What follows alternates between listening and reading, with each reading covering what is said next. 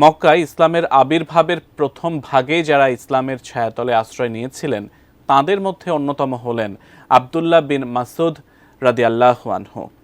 তিনি ছিলেন নবীজি সাল্লাল্লাহু আলাইহি সাল্লামের ঘনিষ্ঠ সহচর। তবে নবীজি সাল্লাল্লাহু আলাইহি সাল্লামের একটি অলৌকিক ঘটনার প্রেক্ষিতে তিনি ইসলাম ধর্ম গ্রহণ করেন। কি ছিল সেই মুজিজা, বিস্তারিত জানাচ্ছেন জান্নাতুন নাহার জেরি।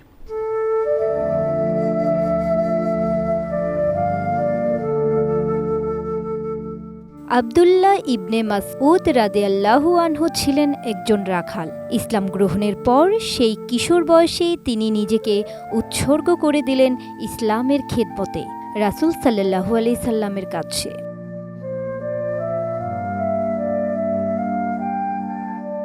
সহিহ মুসলিম ও বুখারী হাদিসের বর্ণনা অনুসারে হযরত আব্দুল্লাহ ইবনে মাসউদ রাদিয়াল্লাহু আনহু হুযাইল গোত্রের লোক ছিলেন। তার উপনাম ছিল আবু আব্দুর রহমান।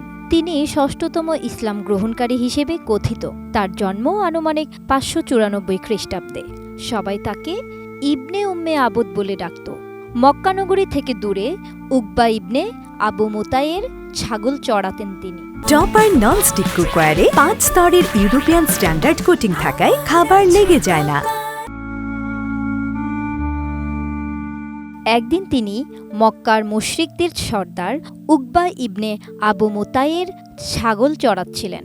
এ অবস্থায় নবী করিম সাল্লাল্লাহু আলাইহি ওয়াসাল্লাম সেখান দিয়ে যাচ্ছিলেন। তখন তিনি তাকে একটি অলৌকিক ঘটনা দেখান। তা দেখে হযরত আব্দুল্লাহ ইবনে মাসউদ রাদিয়াল্লাহু আনহু বুঝতে পারেন সত্যি তিনি একজন নবী। মালিকের অনুমতি ব্যতীত আমি তা করতে পারি না। এ কথা শুনে তারা ছাগল দেখিয়ে দাও যেটা এখনো দুধ দেয়নি।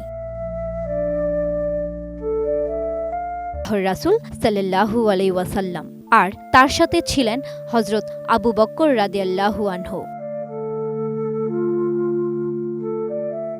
এই ঘটনার কিছুদিন পরে আব্দুল্লাহ বিন মাসউদ রাদিয়াল্লাহু আনহু ইসলাম ধর্ম গ্রহণ করেন। মুসলমান হওয়ার পর তিনি রাখালি ছেড়ে নবীজির খাদেম হিসেবে জীবনযাপন শুরু করেন। তারপর থেকে আল্লাহর রাসূল সাল্লাল্লাহু আলাইহি সাল্লামের মৃত্যুর আগ পর্যন্ত তিনি